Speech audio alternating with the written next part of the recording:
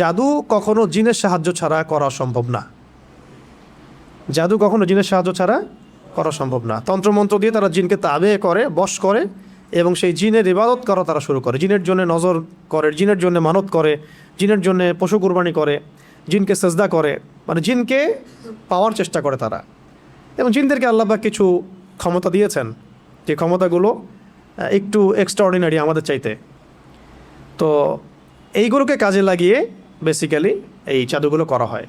বিচ্ছেদ জাদুর পিছনে একটা জিন থাকতে পারে, কারো দেখা গেল যে মানে সুস্বাস্থ্য নষ্ট করার জাদু করা হতে পারে। হ্যাঁ, কারো দেখা যেতে পারে এরকম যে এমন কোনো জাদু করা হয়েছে যে তার যেন সম্পদ ধ্বংস হয়ে যায়, তার বাচ্চা যেন ক্ষতিগ্রস্ত হয়, তার জানের জন্য কোনো ক্ষতি হয়, এরকমও জাদু করা হতে পারে। তো এইগুলো প্রত্যেকটা জাদুর ক্ষেত্রেই জিনদের কি থাকে, সক্রিয় ভূমিকা থাকে। শুধুমাত্র কবিরাজ জাদু করতে পারে না।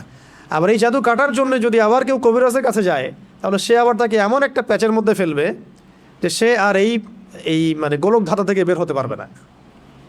তখন একজনকে দ্বারা আরেকজনকে তারা দমানোর চেষ্টা করে, একজনকে দ্বারা জিনকে থামানোর চেষ্টা করে। কিন্তু এই পুরো ফিতনাটাকে মোকাবেলা করতে পারে শুধুমাত্র কোরআনের আয়াত।